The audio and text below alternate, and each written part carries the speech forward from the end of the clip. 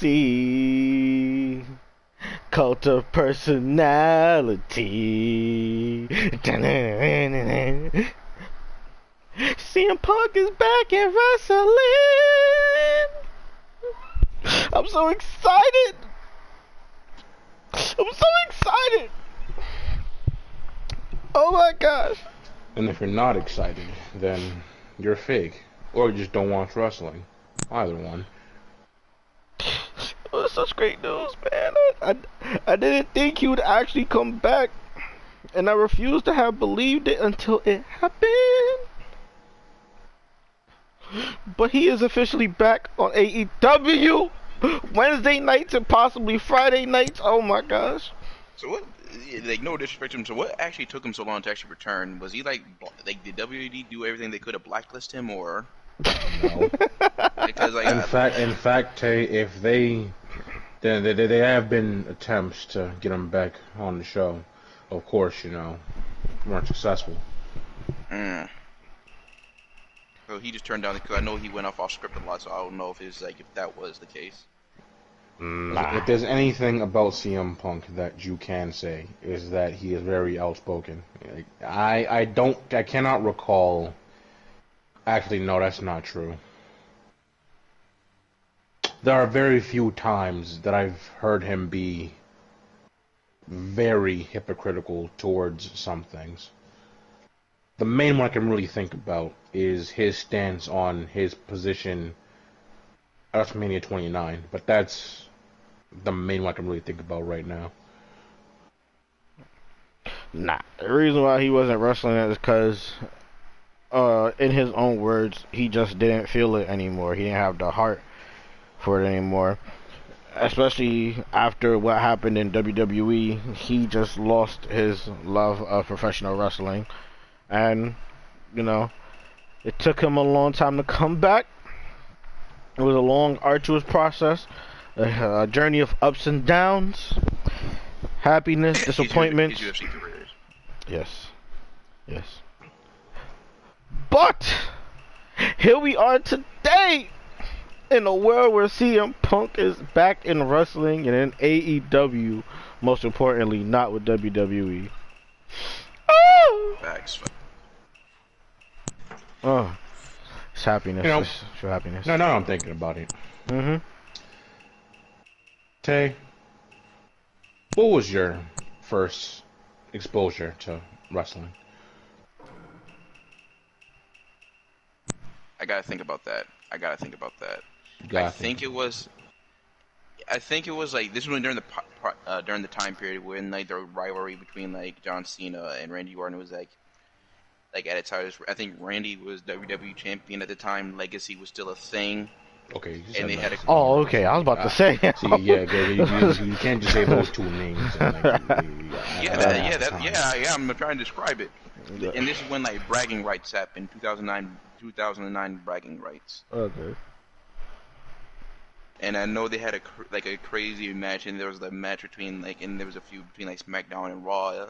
While I was digging the whole thing with and then DX had a rivalry with Legacy too, which was pretty dope. Tay, I feel sorry for you that you got into it so late in life. Yeah, especially during that time period. I know, don't get me wrong, I double backed on a lot of things later. Oh, I mean, of course you did, but still. If you got to experience the stuff before then, when they were happening, is what we mean.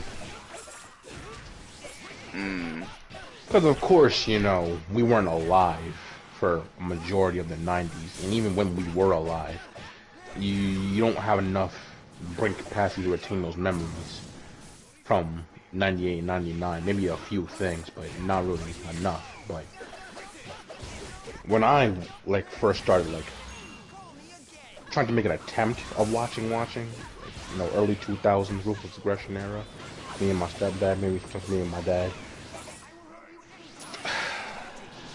I'm telling you, man. I already knew I was an Undertaker fan day one, but with him, the Hurricane, the Rock, you just cannot. The Hurricane matches, man.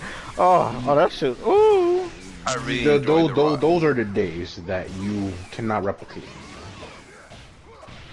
Man, for me, I remember I enjoyed the. Sorry, I was gonna say this one thing. I remember enjoying nigga, the Hurricane and Rock segments. Those were just great and hilarious. cause CJ, like at that time you came in, that means you missed like when Matt and Jeff Hardy was with Lita in Motion, man, and it was like everything right in the world. You had Kurt Angle, Kurt Angle is And in the best position of his life. Like, Like he was still doing great things in TNA and stuff, but like mid 2000s, early 2000s Kurt Angle is something to behold. It's just. I thought he was in TNA in 2011. He was. Oh, I just said, No, he was saying that he did great okay. things in TNA. Okay, I thought you meant like he did like okay, never mind, my fault. Yeah, I was watching TNA a lot around this time. I remember those days. Are you the time with like the whole main event mafia was going on and stuff like that? Or was that like earlier? No, that was like early 2010s. Okay. Like you like I like it's funny. The way I'm able to judge like that start of wrestling for me is because like people had hair. That's always the thing for me. Mark Henry had hair. Big Show had hair. The Rock had hair. Kurt Angle had hair. A bunch of these people had hair. The Rock had hair. Rock was like He had hair. He used to have hair. Okay. Okay, I thought you meant the time. Okay, never mind. My bad. I'm talking from like when I weird. started watching wrestling. It was still weird. Like to me, it was so weird seeing him with hair.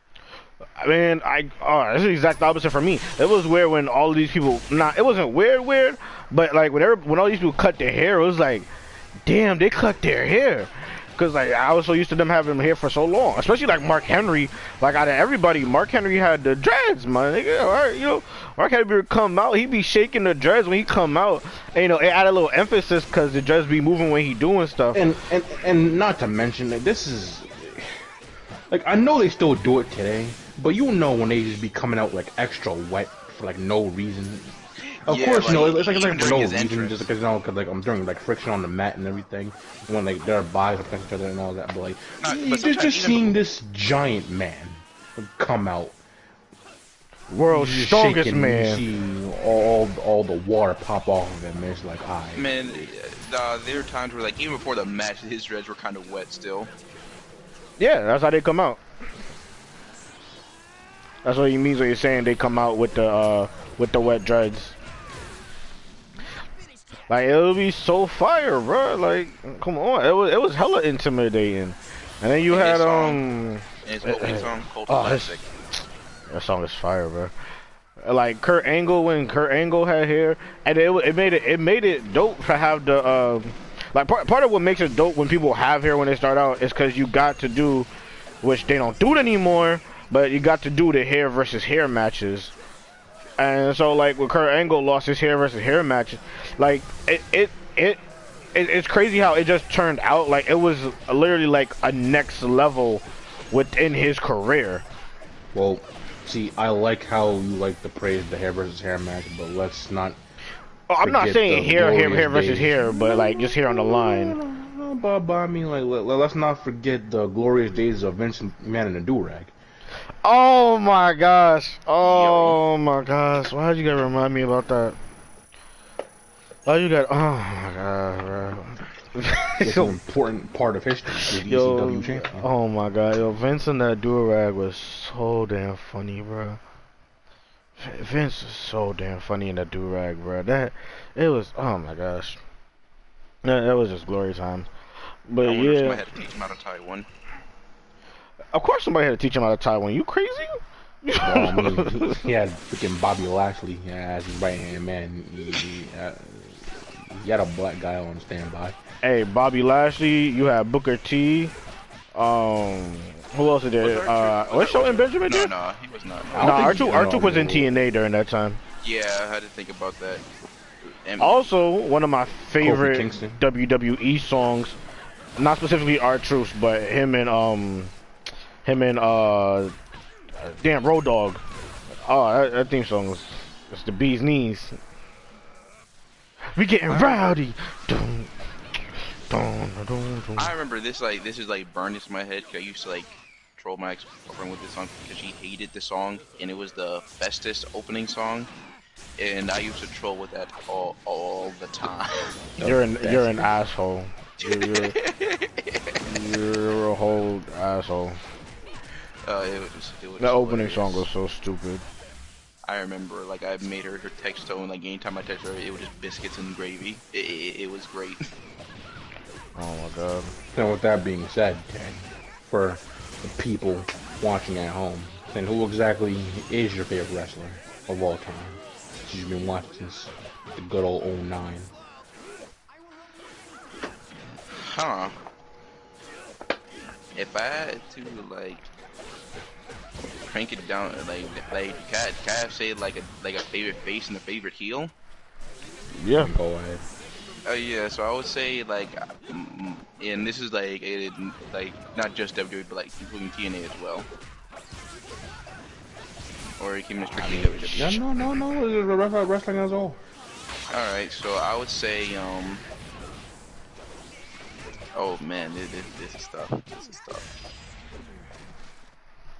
I think I'm gonna have to give it to Daniel Bryan, and then for my favorite heel because I really enjoyed like his heel run so much, which was was the Miz. I really enjoyed his heel. Actually, Sheamus was my favorite heel around that time period. Around what time period? That's like around when he debuted on ever since he debuted on Raw, where he had the whole like he was just a brutal like Celtic warrior. Because like I remember on the first match pushed John Cena off. Man, I remember. I That was remember he great. had. I remember he did. I thought it was like so crazy that he put someone into retirement on his debut match, and then dude had That the was a good quickest way to like, debut somebody.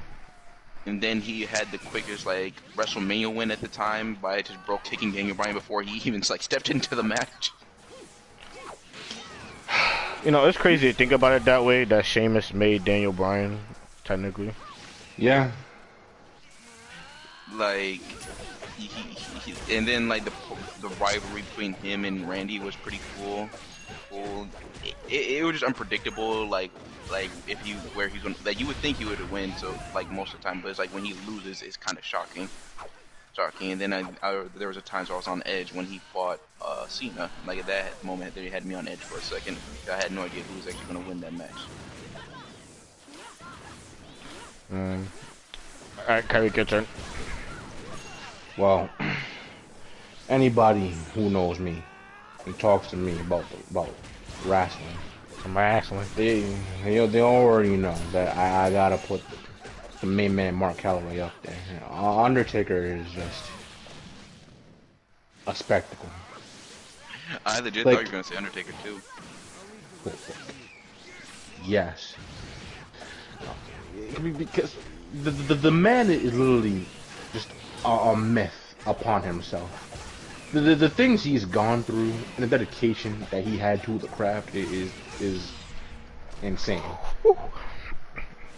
Not only is his character work just immaculate, that he even retained all that stuff outside the stadiums, but like him being able to actually like walk through actual fire and still be okay. Granted, you know that one day they put the pyro off on him. Yeah. He had to get all the bottles of water. And thankfully, he was in a kind of a match where he could, you know, have the time to do that. Because Super thankfully. if it was a regular match, I don't know how he would have gone through it. He probably would have attempted to because he's just one hell of a guy, one tough guy. But That sucks. yeah,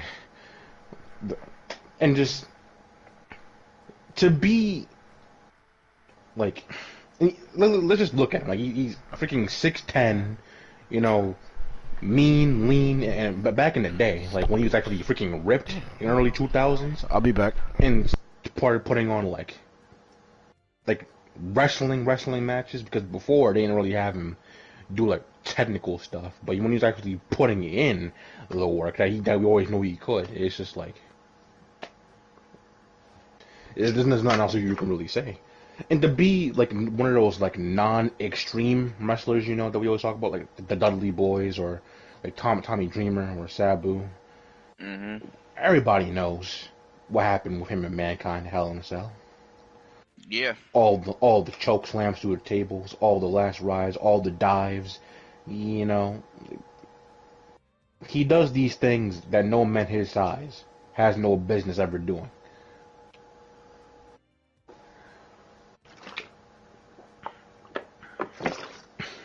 I don't think there's ever gonna be anybody who's gonna top him in my eyes for the rest of my life. I respect that. Who would you say is your favorite tag team?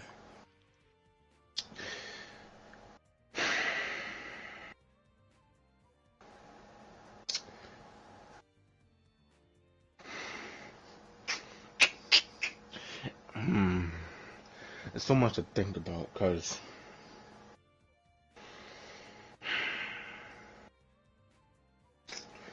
I mean,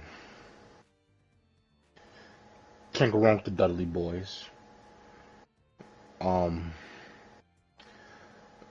I did like the New Age Outlaws for a good while. The Usos, you know, they're still really good. And you know, yeah, I might have to go with the Usos because ever ever since them the New Day, it's like the mid 2010s, been putting on those classics. You can't deny just how good they are at the craft, which is saying something because tag team wrestling is just a freaking gem. But nowadays, the don't know how to freaking do tag teams anymore. And the fact Yeah. that they are still a team right now is a miracle within itself. Yeah. And especially when they had that day one ish stuff come out, they actually even before that they always had an intensity about them. When their entrances, when they would do Hmm. their I don't know what kind of dance it was that they did at their entrances, but those were like you could tell that they came to tussle. And then And when they and I'm had not saying like I didn't like them back then because I definitely did, but like it was when they rebranded themselves. yeah when Like they I had was the like, day one yeah, ish see stuff, now right? now we're talking. Hmm. I still remember the whole like that last bit of the promo. It's not paranoia. It's the Usos. I'm like, yo, that was just clean. That was just way too clean.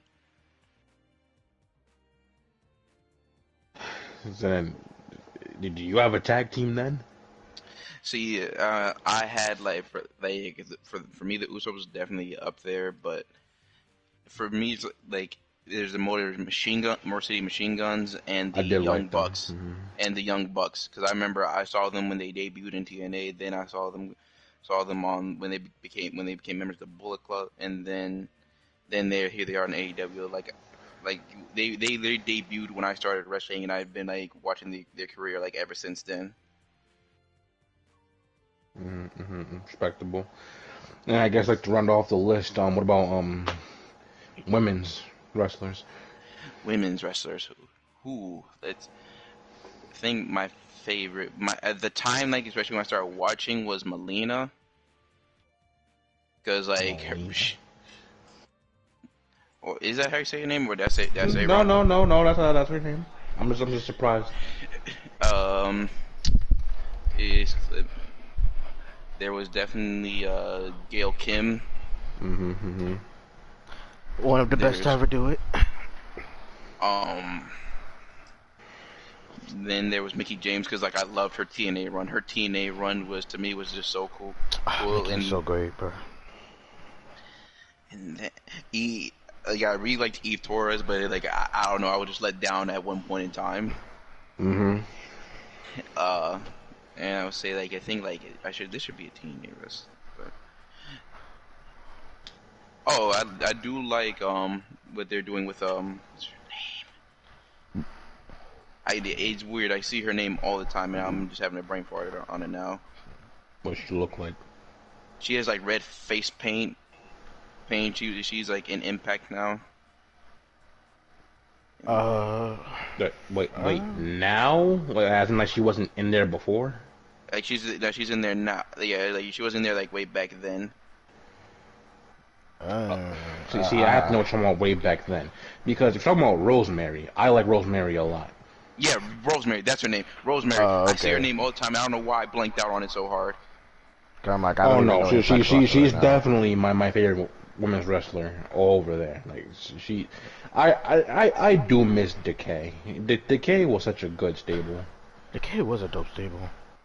Yeah, I like, and plus like she's one of the people who's been like carrying like I guess like kind of like the supernatural horror gimmicks for a while, because after a Hmm. while those gimmicks were pretty dry. Uh, She was just doing some crazy things with that with her gimmick, oh, if you and the like fact that that, she you was should able to check do out Abaddon. He's pretty dope. I bet. Wait, so if you like, well, actually, wait a minute. I think this might be before your time then, Who because was? before Rosemary, I would say the next best thing before her in TNA would have been Daphne. Oh yeah, I know all about Daphne. I know all about Daphne. She was dope. She was definitely dope. Just for the people to know, um, so I break my favorites up differently.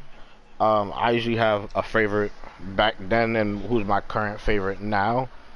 So like my favorite back in the day was John Cena. Like, come on, he came out with the Thugonomics gimmick. Like, before John Cena was burying everybody, before he was on that type of timing. Like when he was first with the Thugonomics, word life, bro. Like, bro, it was so lit. And he'd have a bunch of crowd interaction. You can choke on D's nuts. Like, bro, it was so much fun. And like being black with somebody who rapped, it was like the closest thing you ever get to rap in WWE ever for the longest time. Honestly, until Hit Row, to be very honest. But as for like who's my favorite today though, like today, oh, that's tough. That's tough. I would have to pick one for men and one for women. Because if I'm picking my favorite women's wrestler today, honestly, I'm picking Asuka. She's so damn great, bro. Asuka is so great. And if I'm picking my favorite wrestler today from the men's, though, because, like, do I pick somebody in WWE or, like, AEW? This is a challenge for me. And, like, in And it's WWE, a it'll probably be shame. NXT. It's a shame because you mentioned Oscar. I'm like, oh yeah, she exists. I know. I know. I know. Like, I really wish I knew who Asuka was before she came to WWE so I could have kept up with her career and, like, seen her amazing matches as they were happening when she was over in Japan. Like that's one of the toughest things to swallow Yo, for me is that I watched WWE for so long and didn't know about a lot of other places or people till they got to WWE, and I do be wishing I could have seen them from before they came to. But a favorite men's wrestler though, I I don't know. Cause like I like Kenny, but I wouldn't say he's my favorite. He's one of the best, but I wouldn't say he's my favorite. Chris Jericho, like he's great, but because his wrestling is not what it is today, and I value the wrestling skill and ability almost more so than character, almost. But like, so like I could have Chris Jericho there, but he's not gonna be there. But like, damn, like Pete Dunne is one of my favorites. Like Pete Dunne is not doing anything right now of importance. It's killing my heart. Mm-hmm. Um, Adam Cole is dope, but he's not my favorite in ring technician. But he's really dope. And like honestly, like Keith Lee used to be up there, but he's not doing nothing right now on the main roster. Shinsuke used to be on my damn list, but he hasn't done anything for this past while. It just reaffirms why I'm taking a break from wrestling again because I can't sit there and watch wrestling without thinking about all these things. Now, granted, it's mostly WWE, I'm about to mostly, say. but like, I just feel so burnt out about things. Yeah, I just can't watch wrestling right now. like I only watch the pay-per-views, and that's if I watch the pay-per-views. Well, besides NXT, but like Like even the way I NXT is have to read all going, the updates. I can't just. It irks my soul when I sit there and actually look at wrestling while thinking thoughts. yeah, like the only thing I actually do watch now is AEW. It's actually crazy. So like I think so in that case, I think I should choose somebody from AEW. And if I am going to choose somebody from AEW, I'm probably going to go with. I'm cheating a little bit, but the Lucha Bros, bro, they're so amazing. Like, bro, they're so amazing. Everything the Lucha Bros do is so amazing. Like, like Penta and Phoenix are so amazing. Like this, I can't truly Man, express. I can't truly man, express it. I remember seeing them in Lucha Underground. Bruh, so fire. Oh, you know what? Since I say that, another one from back in the day, besides John Cena, who I really have to mention.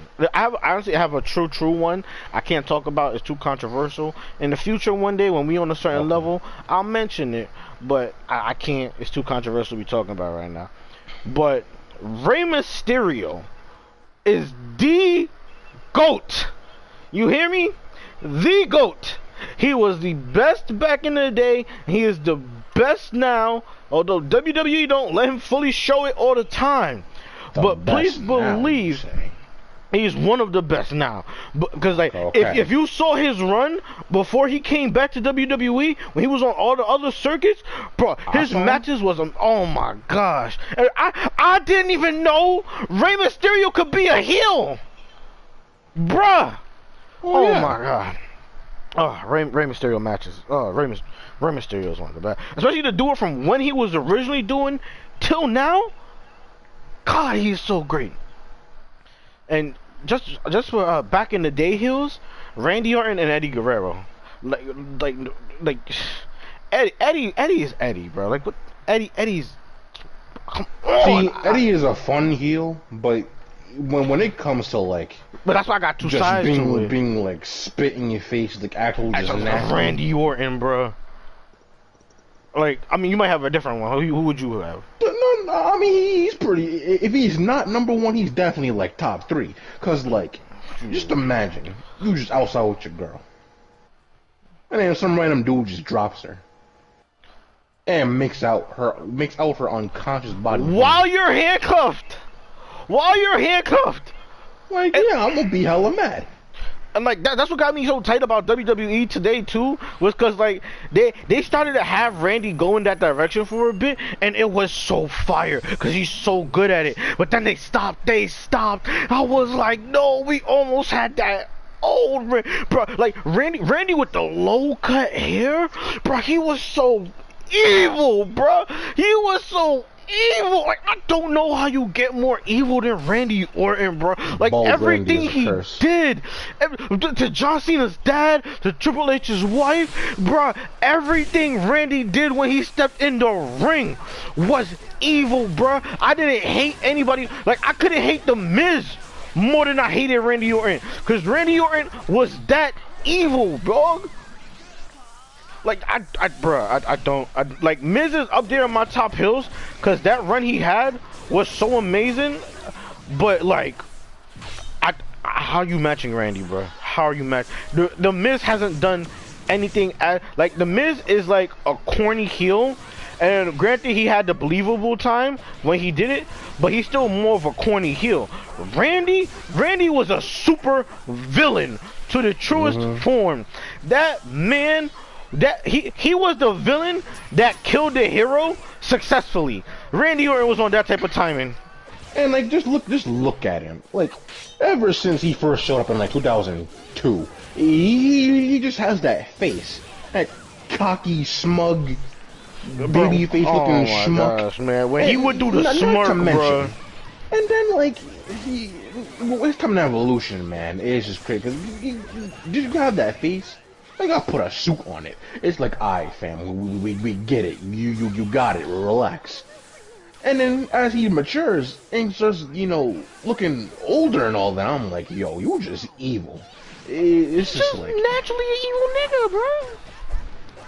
Like I would love for Randy Orton to be a boss in a movie, not a boss, but like the villain of a movie. I would love for this man to be the antagonist, like and not hair Randy Orton, bald Randy Orton. He has the hair, he has the body. Oh, bro, when he was having the 5 o'clock shadow, oh my god, man, how do you look eviler? Like Randy Orton's a good-looking guy. It's like you want to hate this. If you built a pro wrestler from the ground up, this is what you would get. It's like all the women want him, all the guys want to be him. It's like you can never win when this man's around. That and for the consistent, I think almost 20 years now, bro. That man's body slam has been immaculate. It's yeah, the power slam is his power slam just always so smooth, bro. And like not only does he do it, but he always does the clap before he does it, and it's immaculate. And then like I honestly, I literally cannot have a favorite finisher above the RKO. I can't. Like maybe one, maybe just barely, but in practicality, I can't. He's been consistently doing it at the highest level of perfectionism. No other finisher can be hit like the RKO. Like dog, it's literally anywhere, anytime imaginable. Like people literally talk about like having the popularity of Stone Cold Steve Austin. That nigga's finisher is the popularity of the Stone Cold Stunner. It is mainstream. It is meme. It like bro, are you kidding me? More so than the AA from John Cena. Tay, are you breathing your mic?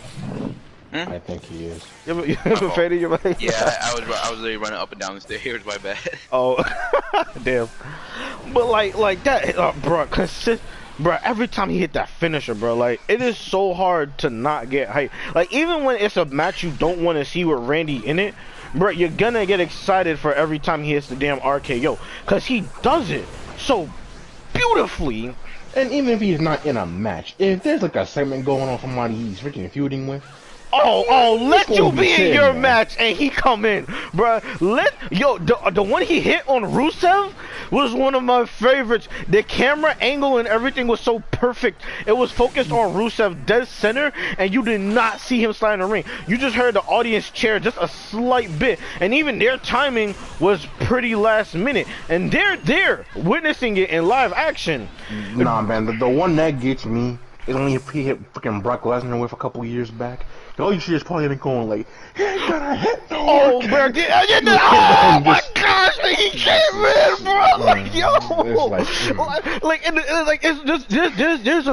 there's a literally a level of grace, bro. Like his body, what he does it, like.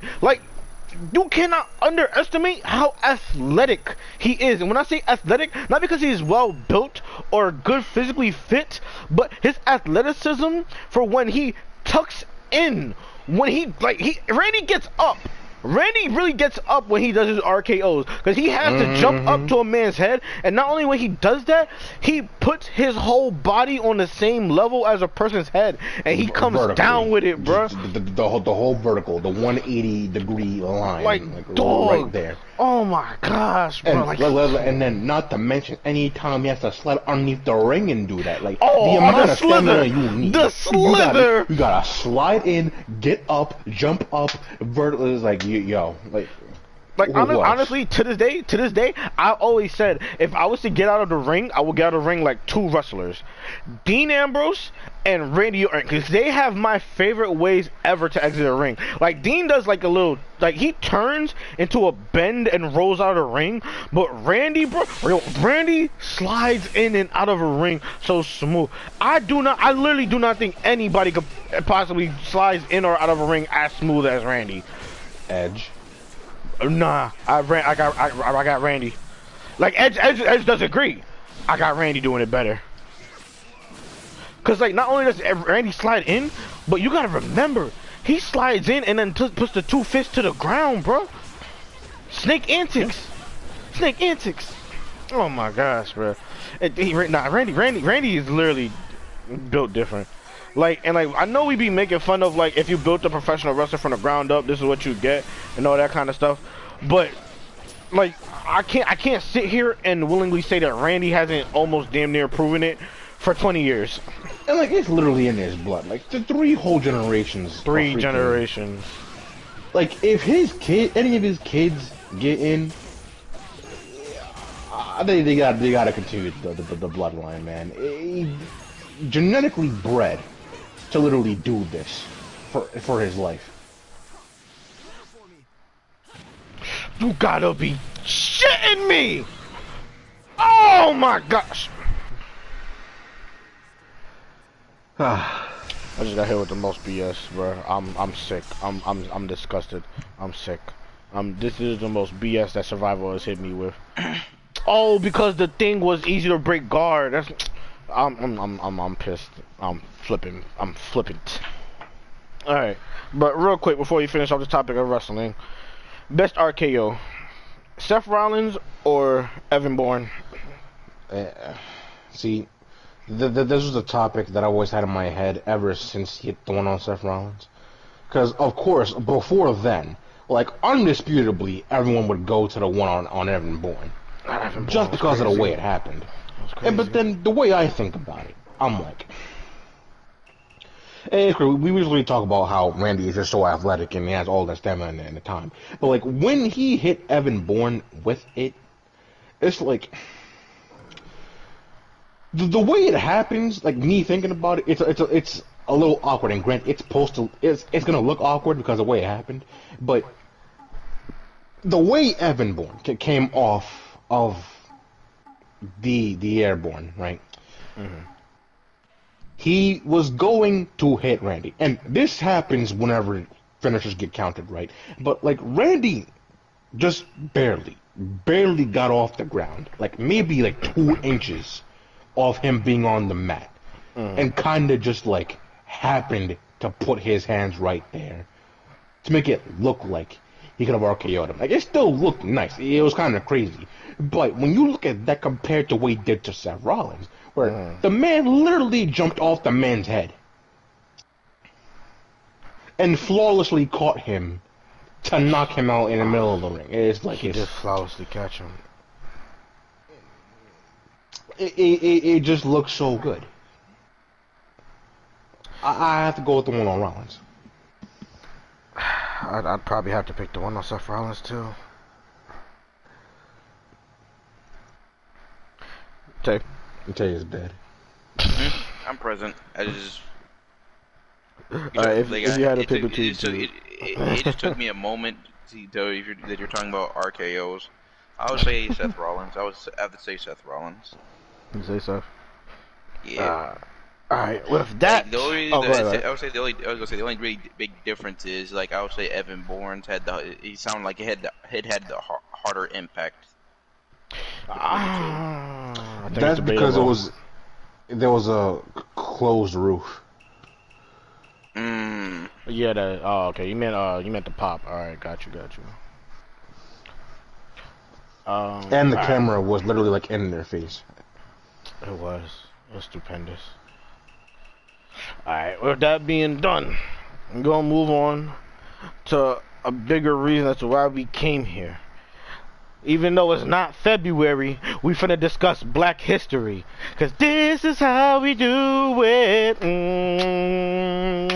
This is how we do it. Not what anyway. I thought you were getting that. Yeah. Listen, if there's anybody that's unpredictable, it's the writer of Naruto, but that's neither here nor there. No, this is indeed facts. You get aliens out of my ninja show. Man. So, we're going to discuss our top 3 black superheroes, ladies and gentlemen. People with melanin, people with color, People from African American descent. I thought it was like the face of like a superhero. It was No. gonna be, but then like, it'd be because like if we did that, it would be like one per person. It's not as fun. Because I was mad how we're going to do like they give us like 3 candidates or something like that, but. Well, I would say no, our number ones for us would be the debate for who's the face. So we start with our number three, work our way up, and we get to our number ones. That's what we would, if we're going to debate who's the face of black superheroes. With that being said, I'll kick us off right now because I try to limit myself. I try to challenge myself. I try to put myself to the test because I ain't want this. I ain't want it to be easy. You can choose from Marvel and DC and other comics. I ain't want to do that though. I want to challenge my mind, challenge my soul, feel the ancestor spirit when it move me. So I've only chosen one person from comic book history as, and honestly that's my number one. But yeah, so everybody else is from a different form of media, mostly TV, to be honest, because there's not a lot of good representation for black people in video games. And even the best of the black people in video games, they're not touching any black people from TV shows and comic books. Just keep it 100. Industry, please get on that. We got a bunch of female-led video games with a bunch of praiseworthiness. The best video game led by a black person, probably Dead Space 2 or Prototype 2. And it's not enough. Please. And also, please, give us more Afrocentric hair and create a character. Damn. Facts. I'm tired of these bootleg braids as the only option, or having a big-ass afro looking like an 80s NBA player on the Harlem Globetrotters. That, or you be lucky if you get a fade. And I don't want to choose the military haircut. I literally always gotta go with the fade. I'm not trying to be bald out here. I'm like, I would like to have. Now, granted, I myself don't have a lot of hair, but I want my character to be feeling the breeze on his dome too. Exactly. I'm making him look cool. Trying to make him look swagged out. Give me the Static Shock hair option. Give me the new Green Lantern hair option. Give me the rapper hair option. You see all these rappers? You see Sway Lee, Slim Jim, Little Yachty, and Little even if Uzi. you do give me some headgear, make the do-rag look better. Give me some better options. Do-rag in every created character. Every created character. If you're not going to give me my proper hair, give me a Dewey. Yeah. Or a bandana. Give me a bandana. Let me be on my Tupac. Out here in these streets. God damn. Give me my dreads. Give me my locks. Stop playing with us, man. You know black folk exist. I know y'all see us in the media because we got the most watched and popular stuff out here in media. Us black folk. Music, TV, movies. Stop playing with us. Stop playing these. Hey, give us our proper hair. Give us the proper features. And for my light-skinned brethren, give us the proper skin tone.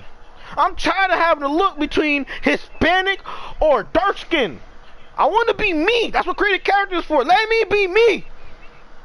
God dang. I'm sorry I had to rant on that. I had to speak on it. You have to do it. You have to do it, John. God damn. Back to praising our blackness. I remember when I just make a creative character, I had to be bald most times because the hairstyles was just not it. Man, man, that's all I got to say right now, man. Man. Thank you, Saints Row. Hey, thank you, Saints Row. Saints Row had all the hairstyles. Even Grand Theft Auto got all the hairstyles. The original Saints Row, not the nonsense that we got now. No, the first 4, consistently they had all the hairstyles and they had the skin tones. Thank you. But back to the topic at hand. The best of black representation within the heroic community. My brothers. Damn, I gotta get Kevin, Dr. Umar out here. Number 3 on my list, though. I am going to choose. I don't know how y'all. I don't know if y'all ready for this. I'm choosing the Red Ranger from Power Ranger SPD, Jack. Okay. Like, if you speaking on black hero representation, you have Power Rangers. All right, and in Power Rangers, we don't have a lot. Well, I mean, we have more than before, but we still don't have. Yeah, but we still don't have as many. I'm not even gonna say that because Power Rangers, honestly, out of most things, Power Rangers probably had the best representation out of most things. Crazily enough. Yeah. I'm not gonna speak on the beginning how the Yellow Ranger was yellow and the Black Ranger was black. I'm gonna slide past that. I'm gonna slide past that. But Jack, honestly, my favorite Red Ranger. Top three favorite Red Rangers. My favorite Black Red Ranger for sure, and in a fire show. Like, I think about that, dude. Who am I ever Red Ranger? That's a different time. That's a different time. But so first of all, like, let's talk about it. He had the look of a black person. All right, he didn't have to conform to the white man sense of a black person with the short haircut. To be quote unquote clean. Too. He want to do what he want to do. That's what I'm saying. And be like, hey, yo, bro, why you on my ass for? Like, I got it done. He's like, let's really get into it. Let's really get into it. First of all, he used to be a criminal. And what happened? He came up. He worked on the force and he handled the real criminals. Let's talk about it. He's trying to get back to the community. He's trying to get back to the community. It's like, all right, let's just get it done. Out here making a change in the community. Like, hola, amigos. Moving from the black man. What's up, Justin? Moving from the black man. So, Red Ranger. I said, oh yeah, Heisman. Yeah, it said Trippy. I'm bugging. I said Trippy, but my mind read Justin's name for some reason. But yeah, great representation. His hair was black. Let's be. He had the not the dreads. Was the dreads or the locks? I'm trying to figure out. I want to get it right. I don't want to say it wrong. I'm pretty sure he had the dreads. He might have had the twist. I'm pretty sure he had the dreads. Talk about it. Even when he talked, he had swagger. When he carried himself in the show, he had swagger. Even when he got his red upgrade, he had swagger, bro. Let's talk about it. He was a great representation of black, he bro. He really did. So I'm telling you. I remember when he got the battle. No, the swap mode, bruh. The swap mode was fire. It's a surprise that he didn't even say nigga throughout the whole show because he was carrying himself like one. He was the most outspoken. And you know he would. He definitely would if it wasn't the kids show. He would have said it. And you know what's crazy too? He was not really crazy regarding his character, but he was the most outspoken when Kruger wanted to act so shiesty when the A Squad came back. That's he fact. was the most No, because they was able to put them on the side. He's like, oh, so here we are doing all this work, and it won't be put on the side as if he wasn't putting in all this work. How many months? He was the most outspoken, and he was on to them too. On top of that, because when it happened, first of all, my first reaction was, oh, so this is how you gonna do us? But then what happened? My son Jack said, oh, this is how you gonna do us. I'm like, that's what I'm talking about, Jack. That's what I'm talking about. Don't listen to you like that. And the man, he had the Blix out. He was ready. He was on go. Man, and that is just third on my list. Then Who want to go Megazord next? Too. The swap Megazord was just The A1. swap Megazord was so fire. And you know what? It's crazy because he's number 4 on mine. He's number 4 on yours? Number 4. Number 4 on mine. Alright, so then go ahead with Kyrie with your number 3 then. My number 3? Now.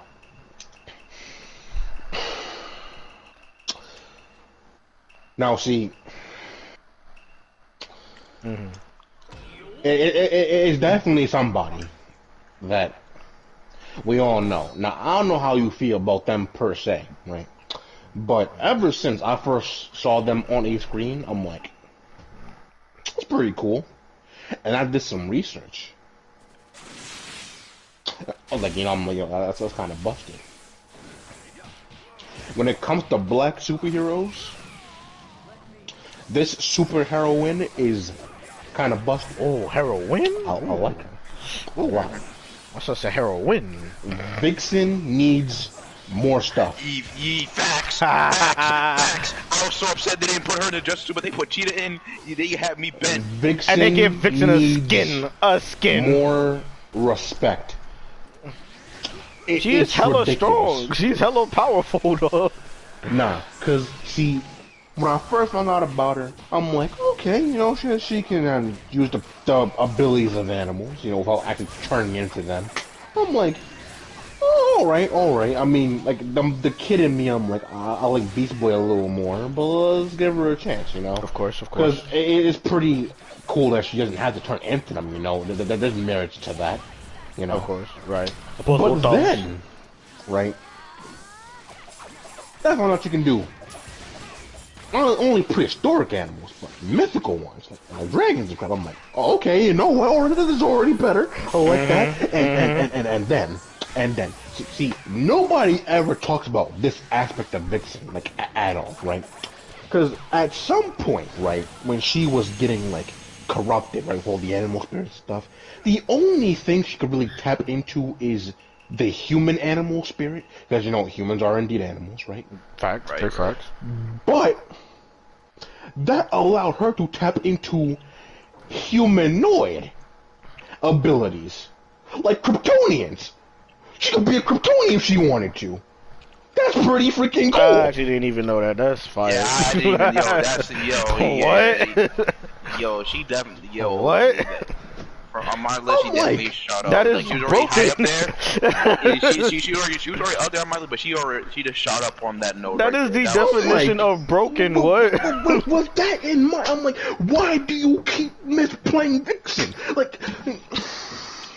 Like, granted, I was happy. Like in Unlimited, when her and Jon Stewart Green Lantern, the only Green one, no, not the only one of the few Green Lantern actually rock with, right?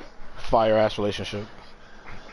I was glad when they were a thing. Now it's kind of crazy that John was interested in her and go back to freaking Hawk girl. Shira. I'm like, oh no, wait, no, not Shira, Sierra. That's her name. No, it's Shire. Shire. There we go. And I'm like, come on, John, I get you like her. She's hot. I'm with you there, but you're gonna leave Vixen. She's treating you right, my guy. Hold on. Let's not get it twisted too. In that TV show, Vixen had the Halle Berry short hairstyle and was rocking the shit out of it. And you know what too? She has mad heart too, because she was getting with Wonder Woman at one point in time, and she did not back down at all. That's facts. That's facts.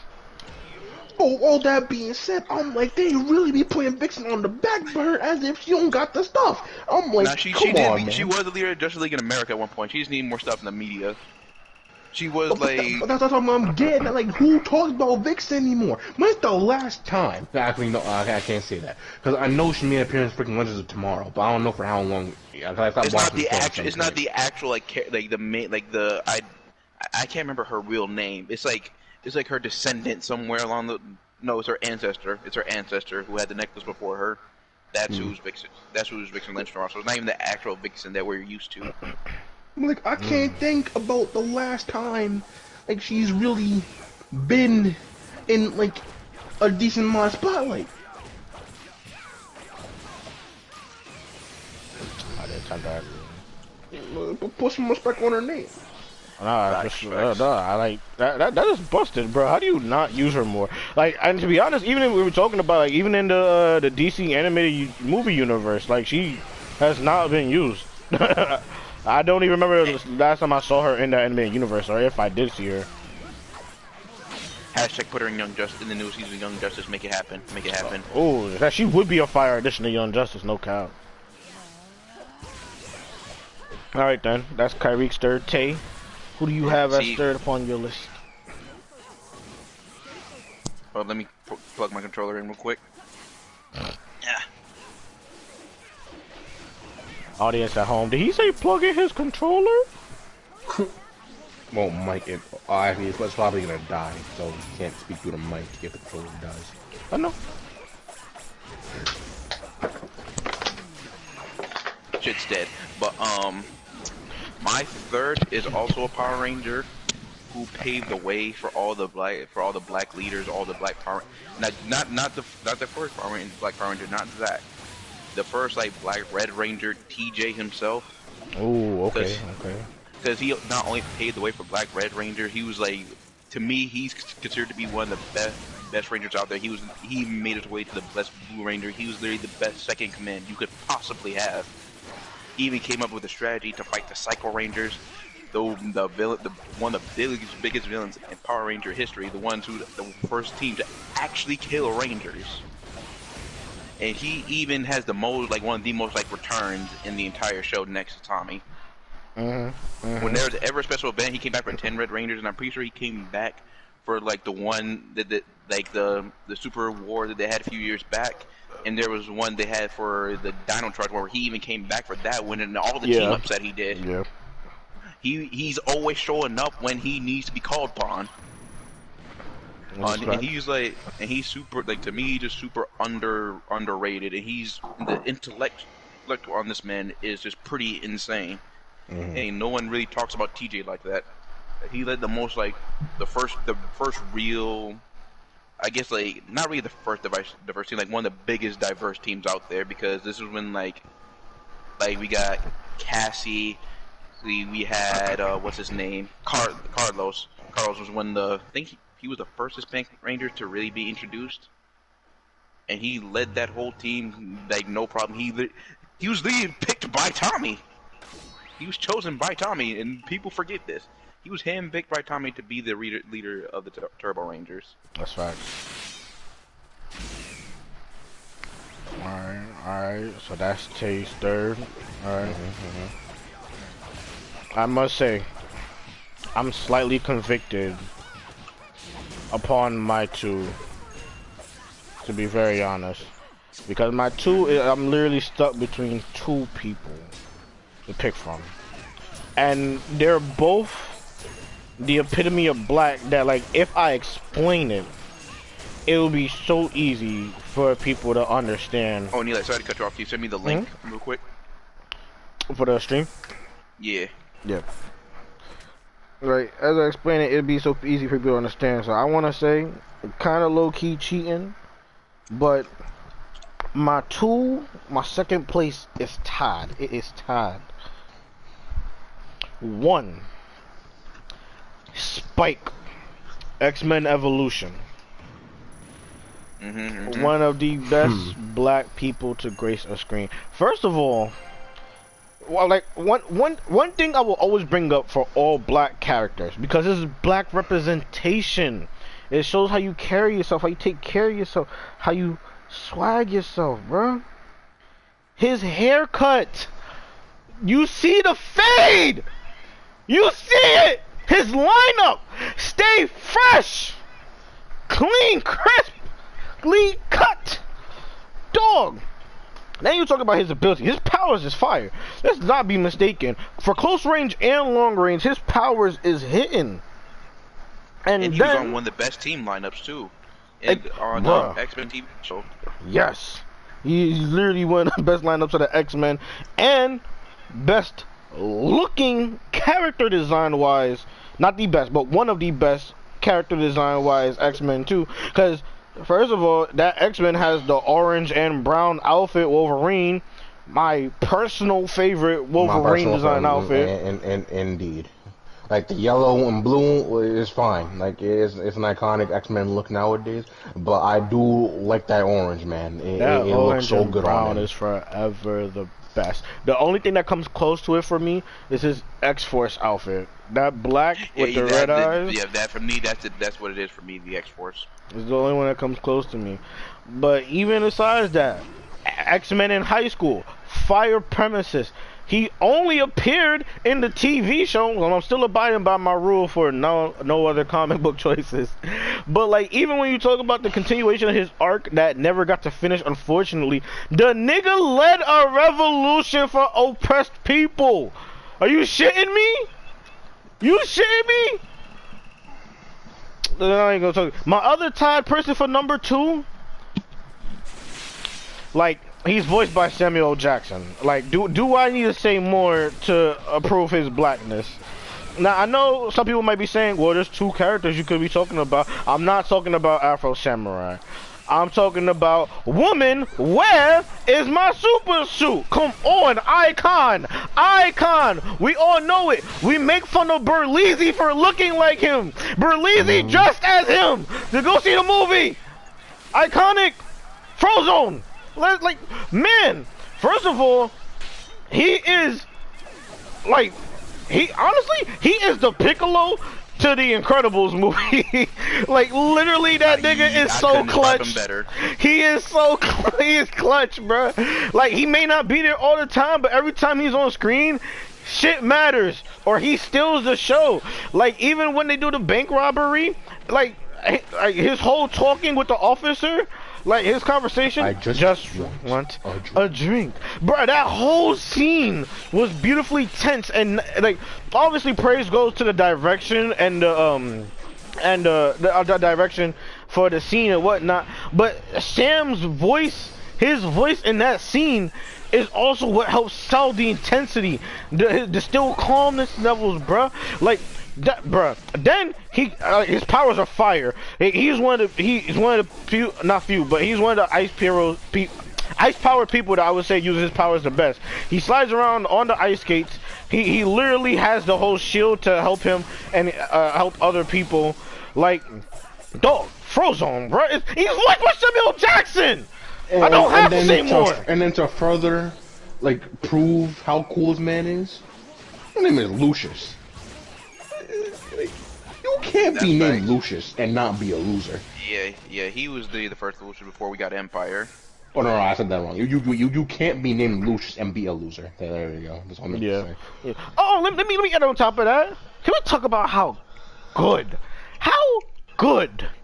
that nigga looked in a turtleneck and some dress pants? Mm-hmm. Like what?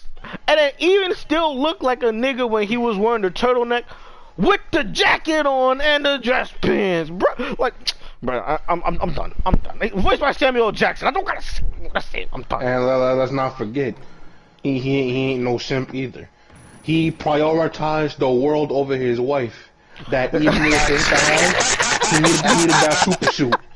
He needed it. He don't bend down for nobody. I ain't gonna speak no more. I don't gotta speak no more on it. Frozone / Spike tied for my number 2. And correct me if I'm wrong, didn't dude fight like before like they were able to show, didn't he like was fighting one of those like giant robots on his own at one point? Yes, freezing up the legs and made it fall. Whoa. Star Wars AT time. Well, not one of them. There was only one that they fought at the end. It's the same one. It's a bit of a stretch that he was fighting it on his own. That's a bit of a stretch. Like, all you were really doing was holding it in place for a little bit. Even then, they couldn't really stay there. But it's that counts. Without him, it would have never worked. Alright, I will. That's what I'm gonna say on it. Then, without him, they wouldn't have won. Facts. That's a straight fact. Alright, Kyrie, go ahead for your number 2, good sir. Now, my number 2. Now, some people would say it's surprising that they're not number 1, right? And I have my reason as to why they're not number 1, comparatively to who was actually my number 1. But all the less, like, you gotta put respect on the man, Static. Anybody that was a DC fan, that was like at our age, was watching Static Shock when they were a kid. It was crazy when I hear like people like I know they're younger than me, but when it's like at my job when they say like, oh, I have no idea who that guy is, I'm like, yo, these new fans are something else. And like, there's a lot of things about Static that just are already appealing. Like when I was a kid, and even now. Like for one, right? Like this is at a point in my life where I'm not saying I was getting tired of the superhero costumes, right? But you kind of get a little like burnt out about the spandex and everything, you know. That's why like people like Ghost Rider, you know, they look cool and they're fit, you know. Now Static, he didn't really go into that, you know. Like, I was about to say, like, where you going with this? I was about to say, No, but what I'm saying, like, you look at Static's fit, I'm like, okay, I gotta appreciate this. You look different. You got to look at the jacket on, got the little logo, and then, well, I mean, people usually do have their logo anyway. And then when he had the tank top look, too, and when he was just rocking the tank top too, he still Bro, the looks tank top was fire. you got the goggles. I'm like, all right. And then his mode of transportation, the disc, and like, nah. Nah. We can't get to the disc yet. You gotta start off, he was a real nigga out the slums of Detroit. Well, fictional Detroit, alright? He used to have the trash can lid to get around. Until y'all got the upgrade, man. But I'm telling you, like, just imagine if I were on that disc. I mean, like, come on, man. He just looks so good doing it. And his powers, I'm like, alright. What else can you really say about it? Like, you just look at him. He exudes that guy energy. He looks like the guy because he is the guy. And not to mention, in Unlimited, you see, you go to the future and you see freaking like middle-aged man status. I'm like, alright, okay. And on top of that too, you have to think about this too. Who was actually, he had the occasional like teaching every now and then, but who was his mentor? He was one of the very few heroes who did need a mentor like that. He had to learn on, well, more or less on his own. Like, he had the, like you said, he had the moments, but like you gotta appreciate the struggle. You have to. You gotta respect the struggle at least. He was literally protecting Detroit on his own. He was a real one. Like, he came back to the community. He was there for his friends, his family. You know, there's a whole lot you can say about Static, about Virgil, but like, I don't think they have to even be said. They don't need to be said. And it's I always remember, right? Because you were talking about how like, people didn't even know who Static was, right? I was tight, right?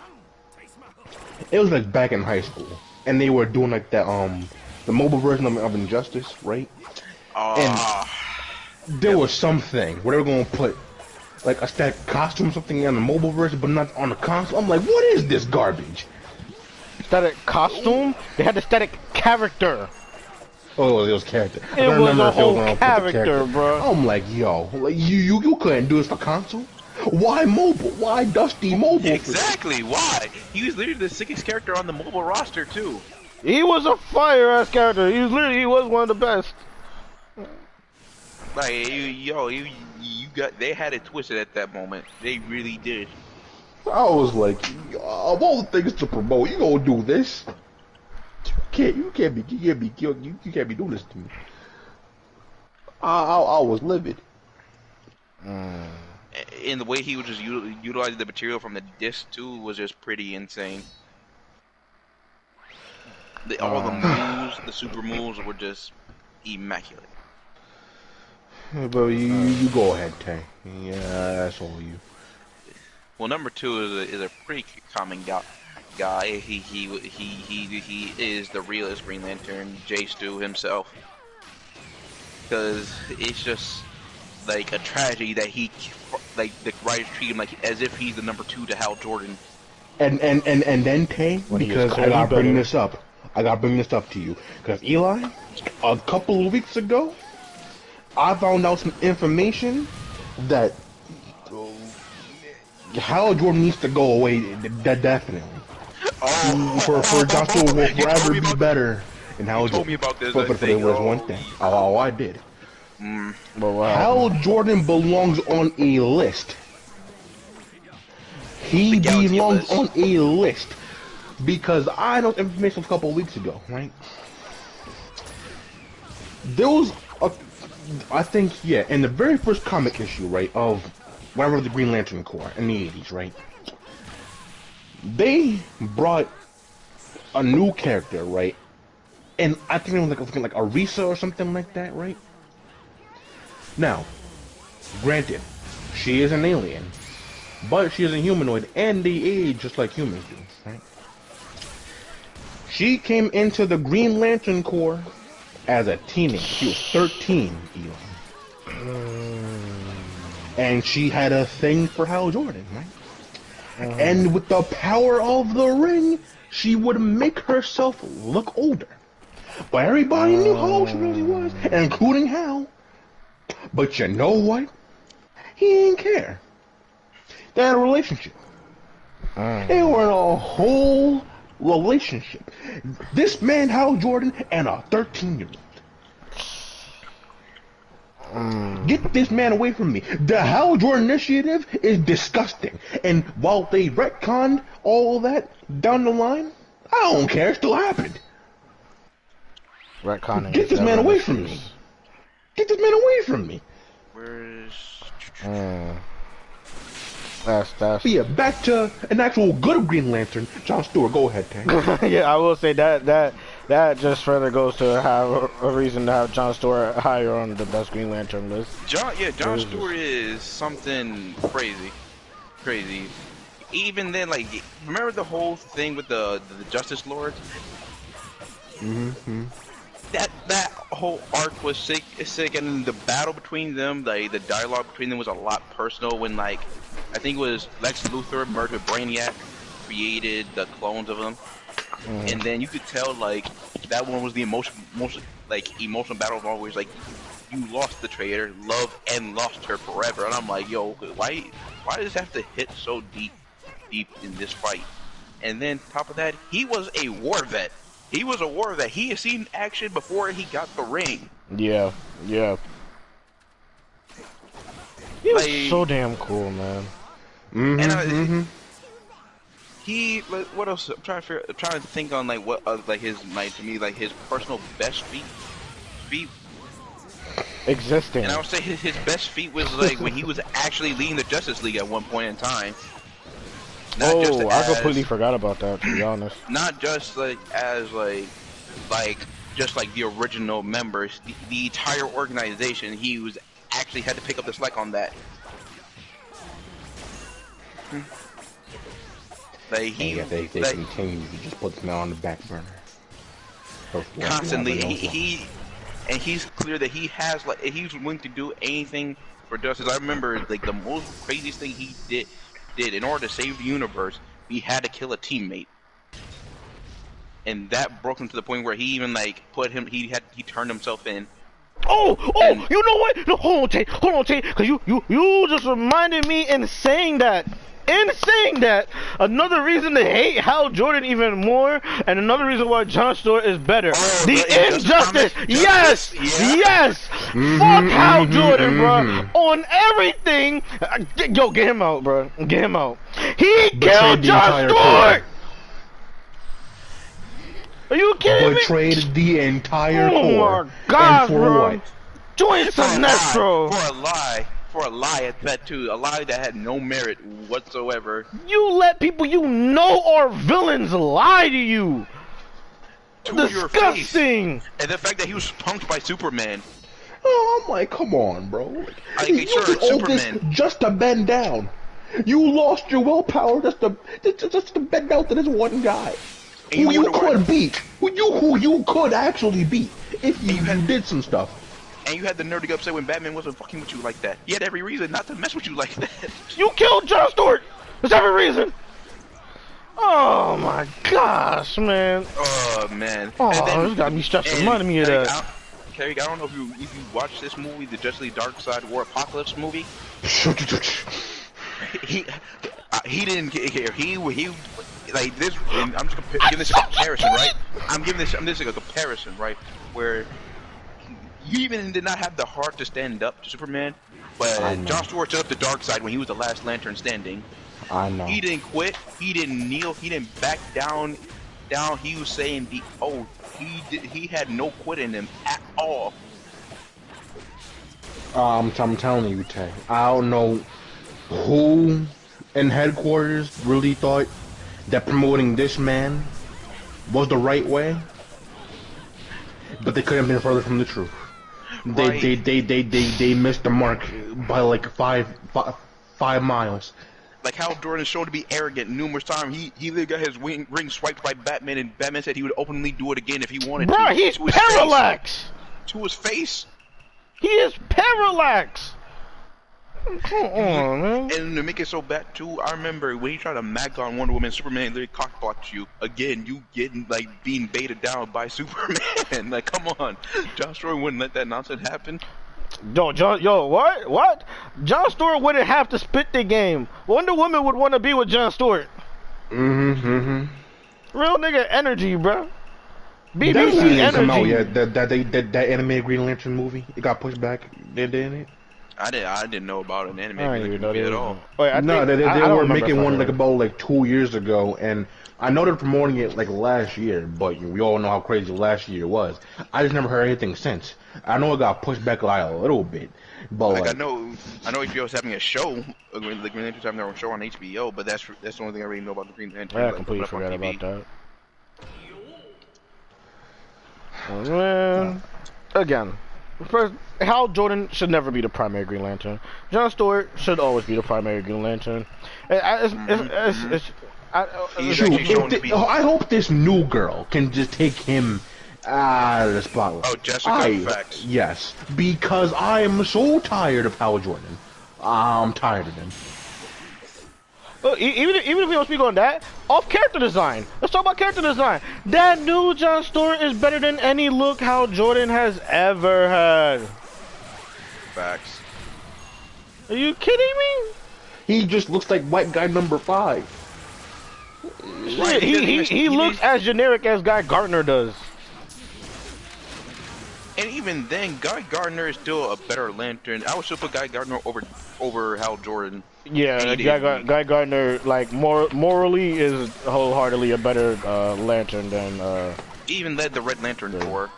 He even led the Red Lantern Corps. Shit, Hal Jordan hasn't been like the best Green Lantern in years, bro. Kyle Rayner is still a better Green Lantern than Hal Jordan. Right. And dude has been mentally unstable for a long time. A very long time. Like, And it took that much. Yo. Oh man, bro. Cleanse the palate. Like, you go ahead. Alright. Get this man out of my First of all, I'm gonna spend a good amount of time talking about this man, cause this man came up before, and I stayed quiet on the topic. That's partially why I didn't want to go in. I know you won't finish it off. I didn't want to spend too much time on it. We didn't even get into the nitty gritty as to why this man is my number one, numero uno, black superhero. Also, just one of my top 3 superheroes ever, nigga, ever. Superhero Static Shock. Woo! What? Is you shitting me? See, that's why I didn't want to even say Static Shock. I know he would come up like at least more once on the list. Is you shitting me? First of all, talking about black people, black superheroes, black excellence, black representation. The nigga is from fictional Detroit. Some. The only other places you competing with for blackest places is Chicago, parts of Florida, and New York City. Oh, and Atlanta, my nigga. And What's your even favorite- I was about then, to say, how you put Florida above Georgia? Wait, I wasn't even in order, just general places. Go ahead, Tate. now I'm asking, like, which hero was in Atlanta? No, I'm not saying superhero, just representation of black cities. If you're talking black cities, Got you. Okay, yeah, got you. yeah. So he is from fictional Detroit, alright? Black cities. Then he grew up around gang violence. Black history.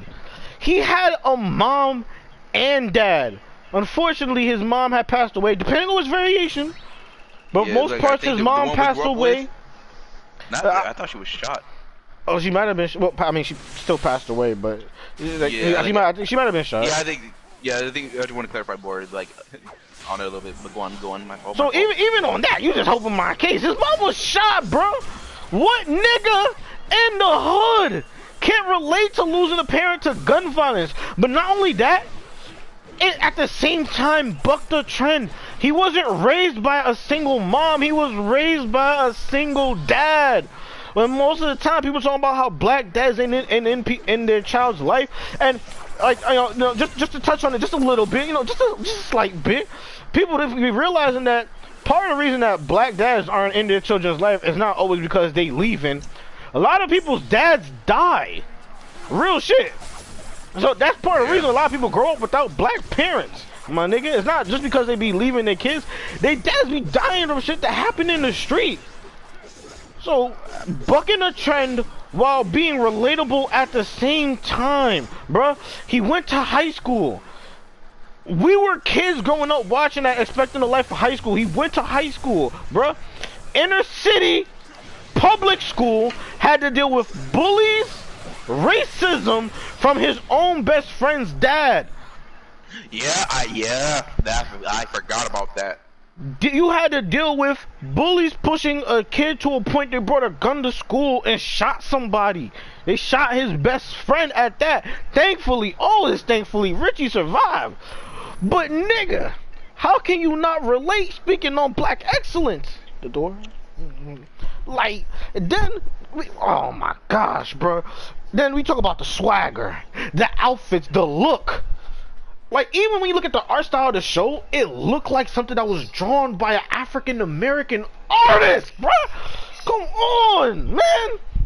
And then there's one thing we gotta bring up, too, that put a little bit of respect on his name. When we had the Batman Beyond special, and we seen him in the future, old man Batman put respect on Zack's name. And how often does he do that? But, like, how often? Well, go ahead, Jay, go ahead. That depends, because Bruce will always give credit where it's due. Like we were talking about old miserable Bruce Wayne, like old man miserable Bruce Wayne here. Nah, we don't even gotta talk about old man Bruce Wayne. You know why? Because he met Batman when he was Batman, and even Batman recognized his skill. What are you talking about? What we talking about? Too, he was really young when he got popped from Batman too. He was really young. And invited to the Justice League, yes, nigga. And invited to the Justice League. And he went up them. Black excellence, bruh. Face of black superheroes, bruh. You shitting me? Static went from the bottom to the top, being one of the best Justice League members, one of the best TV shows, one of the best character designs, one of the best stories, bruh. Little Romeo doing the theme song, bruh. Little Romeo. How many people got TV shows where a black person is actually doing the theme? Is you shitting me? Static. Bruh, there's so much more I can say. I'm gonna just leave it right here though, bruh. Static, face of black superhero-ness. Zero to hero. Trash can lid to the flying saucer.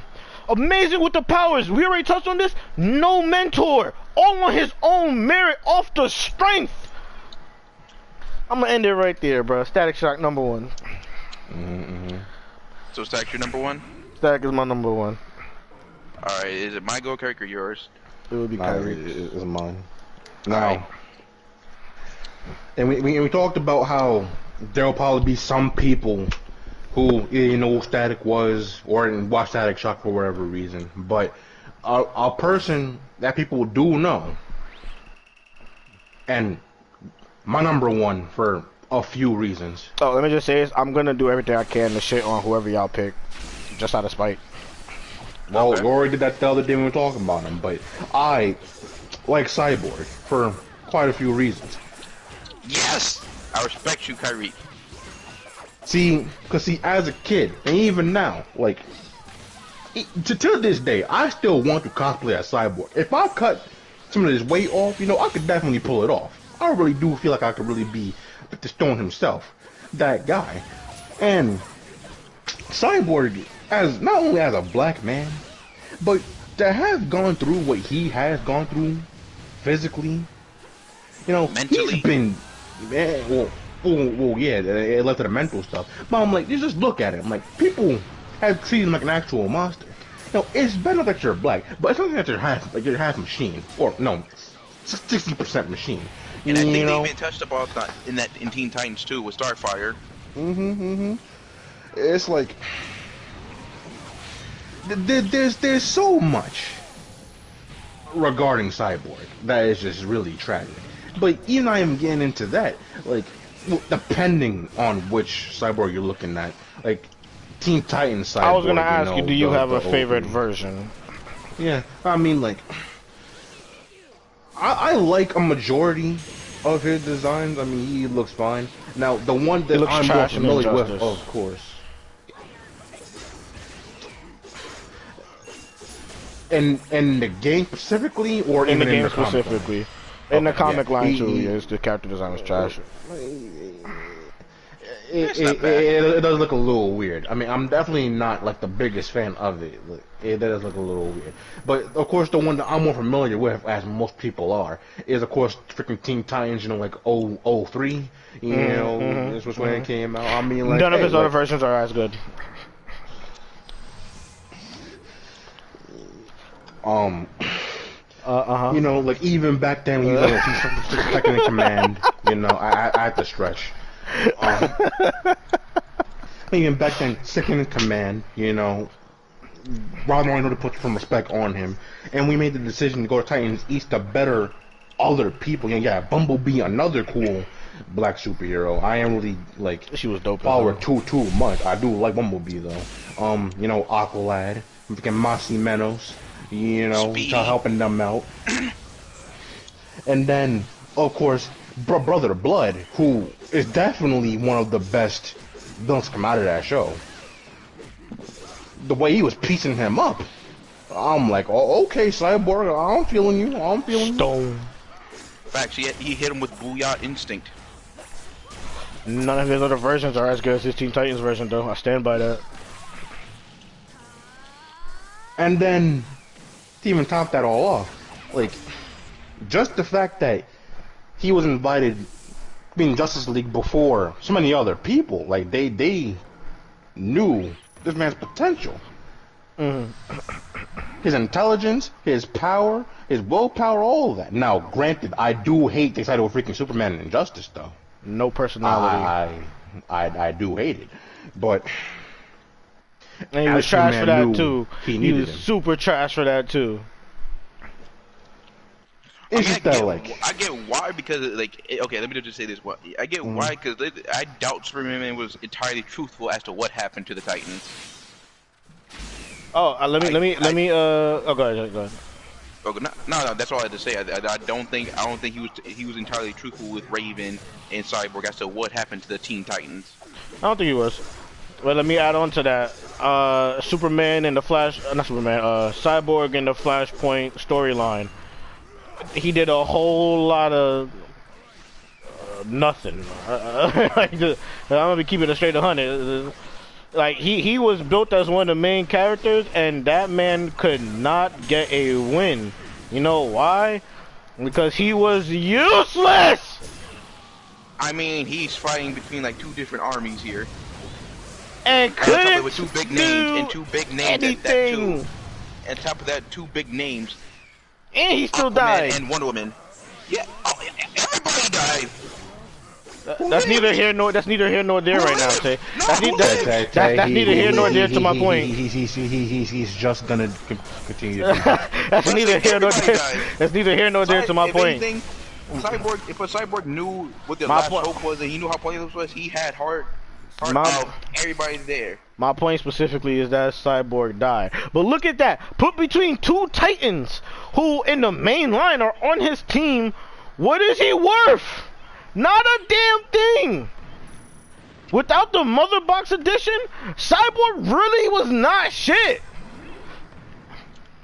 That's what I say. Outside of the TV show, Cyborg does not hold up. He is nowhere as fun, nowhere as good characteristically, and it's just not as good, bro. Teen Titans is Cyborg's peak. No matter how much they try to do for this man, which he's not even the best Teen Titans member to have as a Justice League member. And I say that, and not saying that he wouldn't be a good Justice League member, but everybody on the Teen Titans, Cyborg is not being my first pick to put into the Justice League. No, that is true. That is why in some places I did question why he was the first one to leave. But even so, like as a kid, Cyborg definitely was a very heavy like influencer on me as a black kid.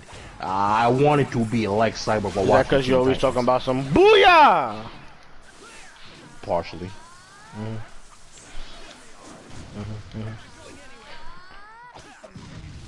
Is that it for your Cyborg point? Pretty much. Trash character. Who's your number one character?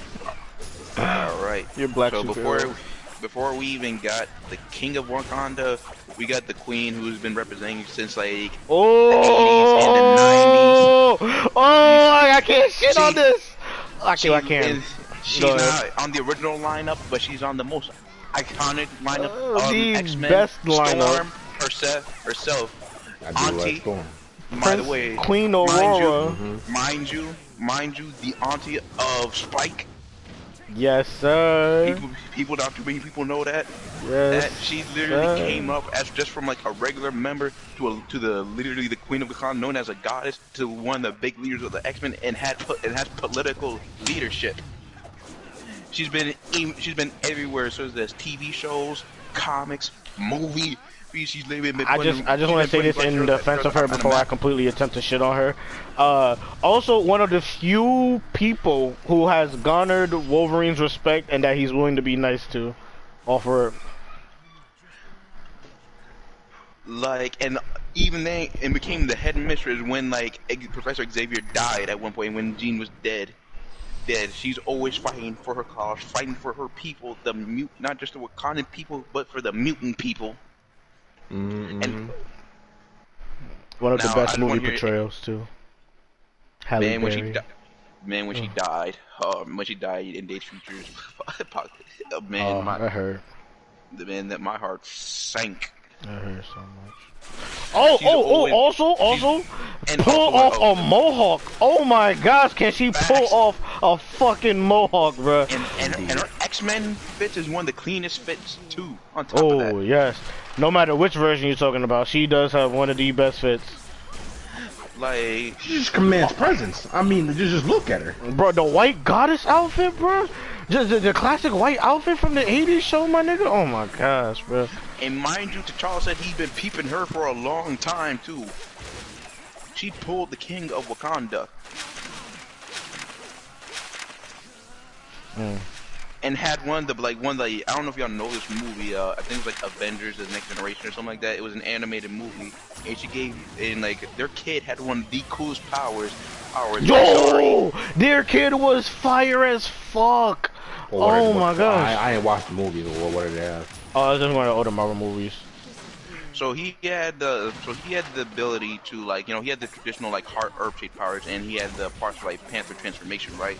But on top of that, he had lightning powers as well, and was able to make a panther made out of lightning. He was pretty much Dadoui before he became a thing. He was actually able to make a panther out of electric energy. Okay. And Storm has always been known as one of the X-Men's heaviest hitters. She's I can't think of too many times where she has fallen off that list. And on top of that, she's been recently been known as one of the best fighters because she was putting X-Men swords, and she was her power was removed from the equation, right? And she was fighting straight hands in X-Men swords to a guy who really had the power over death. Like, he could just make things. He had these insects that could just make things die on instant. And Storm beat him. I really. One on one, mind you. 1-on-1, no powers. And then, while my knowledge, well, not my knowledge, my memory of this is a bit fuzzy, but back when magic was first introduced, right? And then she got trapped in between the hellscape and the actual world when she got kidnapped. It was Storm that was helping her stabilize herself and helped her out with freaking using her abilities or whatever. And while I gotta remember exactly what happened. I think an alternate version of her had to die so that she could get out. I really gotta look back at that part of the origin story.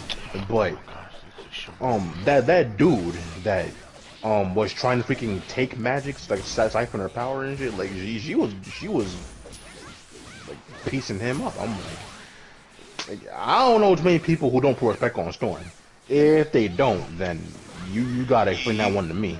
Yeah, because you have to be an A-grade hater to actually hate on Storm. Especially when been put in work for so long. The only show I can think she really wasn't put in was Wolverine and the X-Men. That's the only one I can think of. Her To be portrayal fair, in the last X-Men movies were trash. Again, natural hater.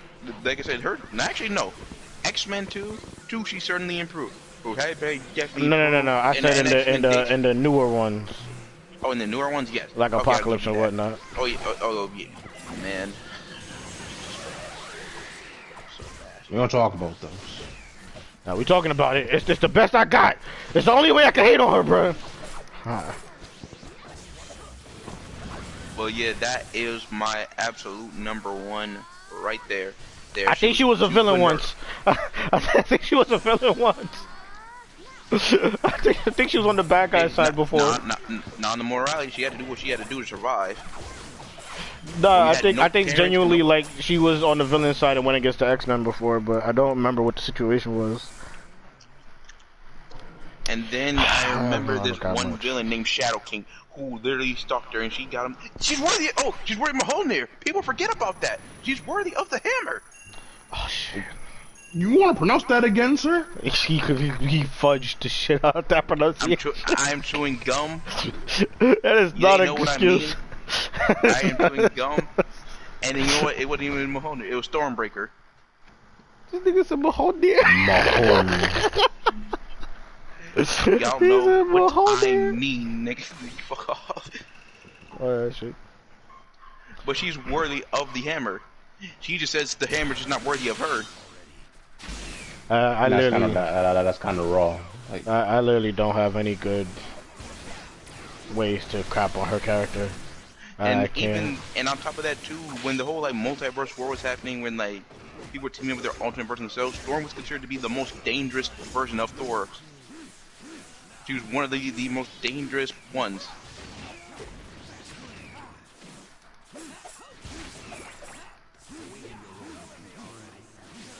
All right, that's all I got. I literally, I'm trying to think about something, but I have nothing for Storm.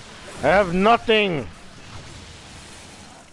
She's such a good character with very, very few faults.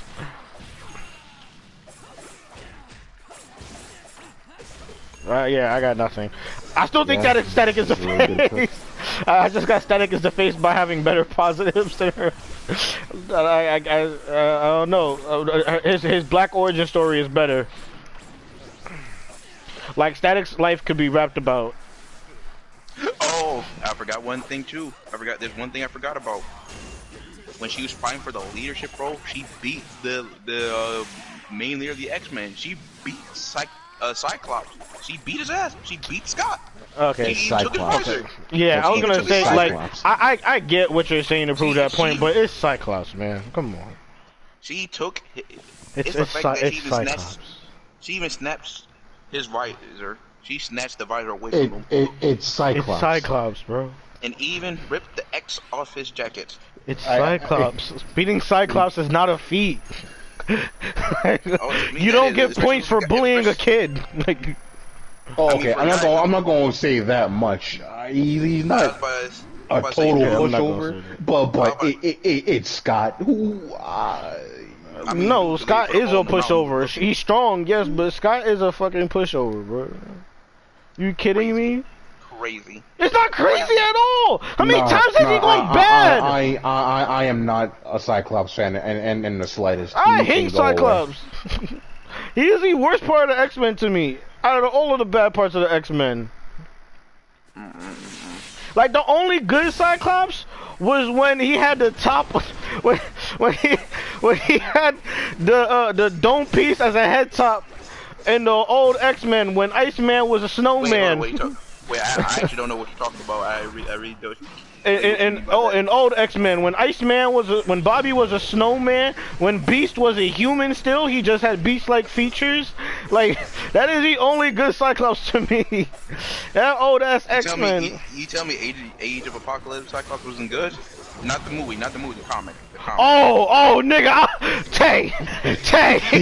Yo. I was about to say the comic. You wanted me on the warpath, bro. I was gonna flame the shit out of you.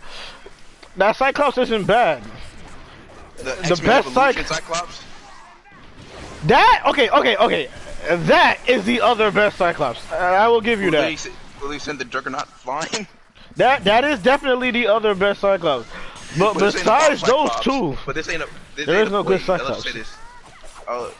Age of Apocalypse isn't bad, but the best two Cyclops would be the original X-Men team and Evolution. But yeah, so Storm beating Cyclops is not something to write home about. The fact, look, I'm giving her credit that she fought someone for the leadership role and took it. It wasn't much of a fight. You left it at that, fine, but it's not. It wasn't much of a fight. She wasn't promoted. She took the role. It wasn't much of a fight. Now, if you said she fought like Wolverine and took the role, it'd be a different story. I mean, not really. Not saying Wolverine is weak. But all Storm needs to do is just literally say. I don't have Wolverine beating Storm, but it's more of an accomplishment. But the thing is, though, at least Storm, like Cyclops has range to fight Storm. It's Cyclops. He has range to fight everybody, and he still loses. It's crazy. But again, not about Cyclops. You made it about Cyclops. We keep getting back to Cyclops. We didn't want to make it about Cyclops. We just brought it up. You brought it up to a point. I still stand by. Static Shock has the rapper story. Hood legend, born and grown, Zero the hero, made into the Justice League, had no help on his own. That like he a nigga. Like Storm is not a nigga. Storm is a goddess. Storm is a queen. She's not a nigga. Static is that nigga.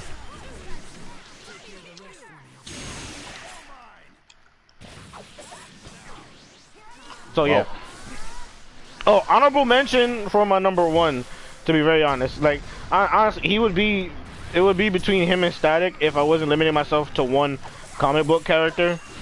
But as I made my own rules, Miles Morales, and like, come on, Miles, it's Miles.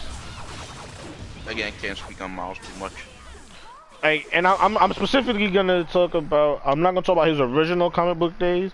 But off the strength of his PS4 version and Into the Spider-Verse, nobody's really fucking with him besides Static, in my opinion. Like, come on, bro. And his fade, like I always get back to the hair. We all know he had one of the cleanest fades. And his sneakers. I just remember, come on, son. Back in the day when he was just a black Hispanic gay male. I'm like, why you gotta make him all three of these just to get? You always gonna get hate on like a whole bunch of fronts. But you try to make him a symbol for something he didn't need to be a symbol for. I mean, as we've had conversations before, you try to representation, but like you have to make them all three. Not even just that, but like they actively will have people a part of the community and invent somebody new to push. Like, use your established people who are part of LGBTQ. They're there already. Why are you acting like they don't exist? Now, just for me, it was just that time period when a lot of pandering was happening. Oh, that was like peak of pandering. It was like Thor wasn't worthy of the hammer anymore. Jane Foster was a really good character. She's a spot-on character. And then there was the whole thing with Wolverine dying, and X-Point TV Wolverine getting not crazy, and then Sam Wilson becoming Captain America. There's a lot happening that year that they were trying. Iceman was being gay like 3 years ago. Mm-hmm. Actually, no, it was that same year. No, it was that same year actually, because this is when the X-Men from the past came into the future. Yeah. Oh, jeez. So yeah, a lot was just happening this year. Where it's like, okay, Miles Morales doing all this it seems like a bit much. Like they was trying to make everybody either LGBTQ or black. Yeah, they did retcon it, yeah. It's like you don't have to do like you have characters, bro. Like you have black characters, nigga. Like Blade exists, my guy.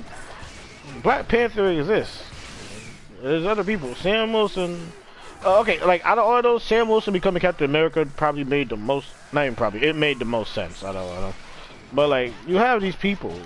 You don't have to invent somebody new to pander to a crowd, bro. Just use what you have.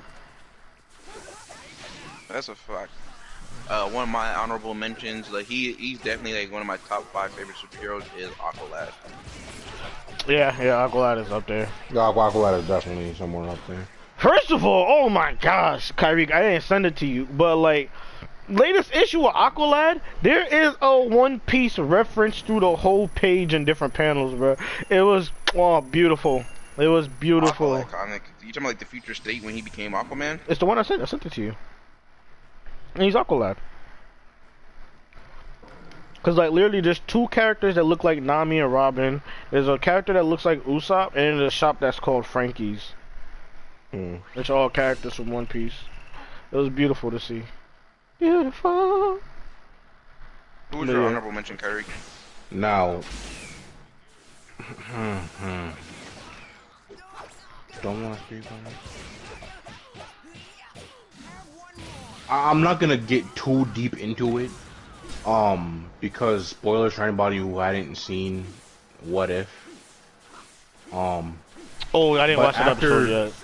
Yeah, but after watching the second episode of What If, I do have more respect for T'Challa than I've had before. Yeah, I guess I would say that. Yeah. I definitely gotta watch it. I've been putting it off too. I think you would really enjoy the T'Challa episode. I think you would enjoy that. T'Challa. Of course I would. Nah, I know what you mean, but I think like. Nah, no, I get you. But I guess while even getting into that, I mean like, just having a black person part of the Illuminati, and not even an African American, like an actual African man, like off the motherland, all their soil, part of the Illuminati. You already know you're the guy. That's facts. That's big facts. And like, and just clarify, the reason he wasn't really put on like, I don't think anybody's made this because like, it's unspoken. Like Black Panther being like the face, like I guess of the movies is something that you really don't gotta say. In the comic books, I can easily explain why Black Panther isn't on my list. In the comic books, he's dope, but sometimes his character is a bit too serious for my liking. Even though I like him, Black Panther sometimes a bit too serious for my liking. He was great in Civil War. His own movie wasn't that good, and the best part about his movie is Killmonger. You know what's crazy? I don't like this new rise now, because the other day, oh, you talking about the worst MCU movie? Yeah, you see, I had to note it down. Black Panther. Black Panther is not the worst MCU movie by far. They're tweaking. I'm like, where is this coming from now? You know what? They maybe can say whatever they want about the special effects compared to the other MCU movies, which because for some reason Black Panther did have the lower budget. What do you mean some reason? It's called Black Panther. You know why it had the lower budget. See, I'll speak on it. I'm not saying you're right. I'm saying that I'm meant to. You're trying to say like enough said there. Yeah. Like it still did good despite its like poor budget. Oh, for sure. Now even besides Black Panther, like they were having like Ant-Man 1 and 2 as the worst MCU movies. Ant-Man, I'm like, you're definitely bugging. I'm like, and then see now when they were talking about like Thor 1 and Thor 2, no, the Thor 2 definitely has to be down there. Like it's such a dumb movie to me and a lot of other people. And then there was also Captain Marvel. Now that's the only MCU movie that I haven't seen, so I can't really speak on it. But I do know it's like I can't speak on it. But like when I was seeing Black Panther and both the Ant-Man movies being put in contention, I'm like, you gotta get out. Like I even understand Iron Man 2, but even though I don't personally feel Iron Man 2 is one of the worst MCU movies, I understand why you have it on the list. But to have Black Panther in both the Ant-Man movies, bro, that makes no sense. And shoot, I was getting a little type of the Incredible Hulk on there because I like the Incredible The Hulk. Incredible Hulk is a dope movie, bro. First of all, what are you on about? It has the best Hulk fighting scenes in the MCU besides Thor Ragnarok. I still say it's better than Thor Ragnarok. Fight scene wise? Yes. I don't know. I got Thor versus Hulk as one of them up there for. Lurk mode It didn't activated. last long enough to It didn't last be in long enough. contention. All right, what was the with that other movie. Hulk fight? The other Hulk fight is when he's fighting. When he's, Actually, the Incredible when he Hulk, got yeah. the shit. Yeah, the Incredible Hulk might have the better fight scenes then. Yeah, because Hulk. Yeah, no. What am I saying? Hulk What are we versus talking Abomination is fire. I don't want to Right- talk about Marvel, but Right now we're talking about the trending for the worst MCU movies the other day. no, I mean like Hulk. I know that, but Marvel. Well, because I mean, the Hulk. people had the Incredible Hulk listed on the worst MCU movies list. And I'm Well, like, well, it's you're not- Yeah, I wrong. do. You're fucking crazy. What? You're crazy. It's really just like the character development is good, but it's like it's such an origin story. Like it's boring. Even as an origin story, it still had good I fights. can't have that as an excuse because that would mean like the Dark Knight. No, Batman Begins would be a bad movie. Batman Begins That is would a mean good movie. Spider-Man 1 is a bad movie. That's still a great movie. No, I'm saying like it like you could tell it's like trying to be such an origin story, like to the core that it's like. All right. Even if you have it as the origin reason, right? I still have it above Thor and Captain America for MCU origin movies. It's still better than Captain Marvel. Yeah. And is there any other origin movies in MCU? There isn't. But yeah, so even then, the only one is I have it losing to is Iron Man 1, and it's Iron Man 1. Yeah, Captain America and Incredible. I mean, not Captain America. Captain Marvel and Incredible Hulk was like my bottom two. That's actually insane. And Kyrie, the Ant-Man movies have been hated since day one. People have been trashing the writing. But I cannot justify it being the worst MCU movies. I can't. Me neither. Not when Thor 2 is right there. Thor 2 and Captain Marvel. I know. And I would even venture to say Thor 1. Go ahead, Chick. Oh no, actually, go continue. I'll just say this like debate over. I'm actually pretty interested. Oh, okay. But yeah, in terms of writing, the most hated movies have always been Ant-Man and Doctor Strange. Yeah, I saw somebody have Doctor Strange on their list too. I was like, what the Which fuck? I'm like, yo, Yeah, some of these people are that's disgusting. genuinely crazy. This made Like no sense. I at Doctor understand, like, cause it's really not like too character driven, but it's like worst movie. No, like it's still an enjoyable movie. It had pretty funny moments. And the writing isn't as bad as they make it seem either, but Not by any means at all. yeah, the only like the only MCU movie that's like actually bad with writing, like with their character, is Captain Marvel. That's really it. Everything else is either bad because of like how weird the plot is, or it just isn't enjoyable. I would say the writing for Thor 1 wasn't at its best in terms of when I say writing, like in terms of the writing for the characters, I would say it wasn't at its best.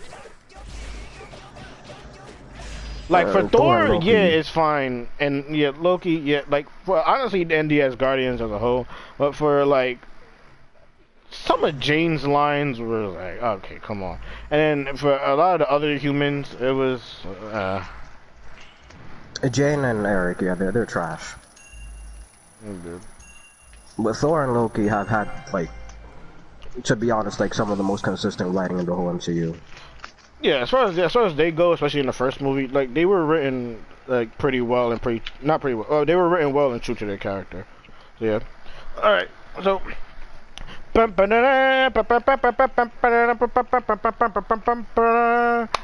often has Heisman talked? Not since he came in. Once. Yeah, he's been in game chat this entire time. On I to was the gonna come next in here and say topic. Justin is muted, but I'm like, wait, well, he's not even here. Nah. Because even in the last thing, I'm even in probably the last thinking about one, him anyway. Yeah, even in the last one, because like Eli was talking to himself a lot of times. I'm like, oh, it's Justin. I mean, we tried. Which is it good didn't work. because when his mom was squeaking on him. No, I would have wanted that footage. I would have wanted that. Are you kidding me? I was hoping it was fixed just so I can go back and have that. That would have been hilarious, bro. But nah, moving on to the next topic, and this one also ventures off of one of the topics from last week. OnlyFans reneged. OnlyFans went back on their claims and allowing sexual content on their platform again after saying that they weren't gonna do it anymore. Crazy. And I don't know all the specifics, but it was along the lines of like, oh, they could actually still be all inclusive to all natures of content while still being able to be partnered with some things. And I'm like, nah, well, I'll tell you right now. What they claimed it had to do with, because banks are iffy about the kind of content that they were working, especially when it comes to adult content. And what they were saying was that the banks wasn't being willing to work with them, with them having adult content upon their site. And so, that being said, they wanted to move away from the sexually explicit content that got them famous in the first place. But oh look, here what we have now. Either they saw or the bank saw. Oh, they almost got 2 million. Oh, their people almost made 2 million off of this content, and OnlyFans gets 20%. It's really dumb that it took them that long to realize that, because the phrase "sex sells" has been in history for how long? Years. Like, I get it, but if the money being owned and gained was like the deciding factor, which it usually is most of the time, why even bother? Man, like even if you blame it on the banks, for what reason? The banks have absolutely no way these banks didn't know how much money they was making off of these sexual content. And even then, is the irony in the fact that sexual content is what would make a bank iffy about a prospect of working with somebody, when it has been shown time and time again, whether in the background or in the forefront, that banks have been known to, oh, I don't know, get caught up in smuggling drug money, or, oh, I don't know, sometimes caught up in sex trafficking scandals. You're not supposed to talk about that. Yo, I'm about to say, Oh, Eli, are we not? I am not trying to get smirked. Oh, the government want me, they know where to find me, they got me paying all these taxes! Yo. No, you're right. You got him there. Damn, man. But the irony that they would have not restrictions, they would be withholding when it comes to sexual content, all this other stuff. That'll be the biggest piece of BS I ever heard in my life. So it's either the banks are capping, or B, OnlyFans is capping, which no matter how you look at it, these niggas just are some camping ass niggas. Ridiculous. Absolutely ridiculous. And again, it doesn't make sense, like on the bank ends, for the banks to not be pleased. Doesn't make sense because you have, oh, I don't know, oh, Pornhub, oh, Bang Bros, oh, no, hold on. We can't talk about the hub anymore. They're disgusting now. Well, yeah, the banks did separate from the hub. No. Rightfully so. They have to freaking change the hub because there's a lot of issues going on there. But it ain't the same no more. Yeah, I haven't used the hub in years, so I wouldn't be on that type of time. Because they restricted it, right? So they made it so only verified profiles can actually put up stuff, and for good reason, because there's a lot of freaking child stuff getting by on stuff. Well, there's child stuff and people unwanted videos. Yeah. Don't forget the entirety of Battle of Gods up there. Oh, it wasn't just Battle of Gods, because you gotta remember they had returned the resurrection of F2. Freaking Scott Getting tired of Pilgrim. getting tired of your Spider-Man 2. Yup. And it's like I already know people have something to say about like people who do OnlyFans, but it's like I was still shocked by the amount of people who were like applauding like the OnlyFans place to actually like to drop the sexual content. Hating people. Like people Tell you know why. People are being mad spiteful for like no reason. Like you're going out of your way, even if you don't use the service. Like even if you're using or not using the service, like what's somebody's hustle got to do with you? I hate when that happens. But yeah, so like if anything, you should be calling the people who's literally giving it the market in the first place. You have so much people who are literally just finessing off the hustle, but not the people who are actually creating the market for it, or not creating the market, contributing to it. This whole situation is hilarious and actually stupendous. Before we end the stream, I just want to talk about this one thing because it is one of the funniest things I've seen all week. It's real quick. So there was this man in Alabama who got shot by somebody who broke into his home. The intruder being his wife's boyfriend. Wow. Not only that, the reason why he was checking out the situation is because he got a call from his wife about there being an intruder in their home.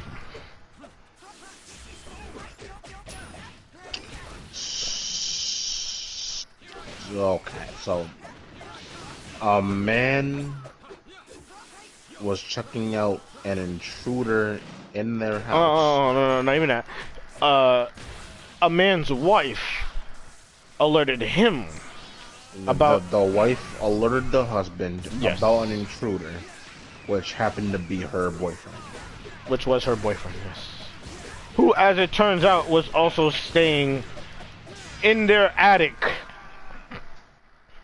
What? Yeah. He was living in their attic. I had to hold myself back.